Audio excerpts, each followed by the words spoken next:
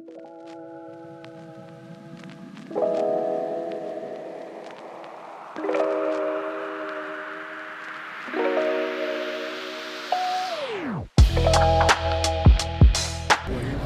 with Drew with Sunbit. They offer service financing. Can you tell us a little bit about the program and what it offers and benefits the dealerships? Yeah, so like you said, Sunbit is parts and service financing. We're working with 8,000 dealerships in the U.S. It is a fully digital application, so it's all tablet-based right here. We approve, in a 30-second process, 90% of people who apply.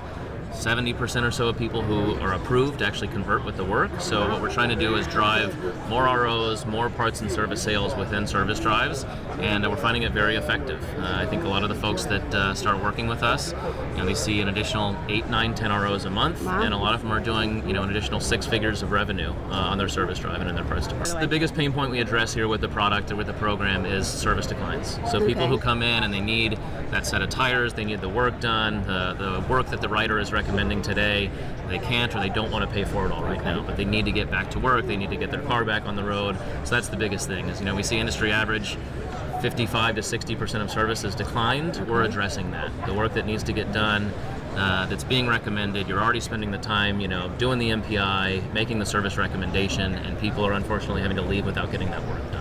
We don't hear a lot of objections. I think what we see is plenty of people know that they have service declines, money that's walking out the door, right?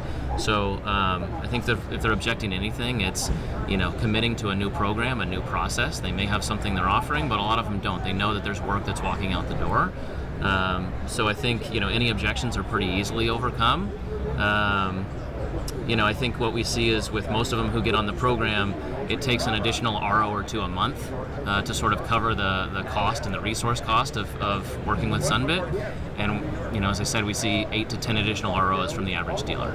So it doesn't take much time at all for them to see that any resources they have to commit to it, the value has come back to them.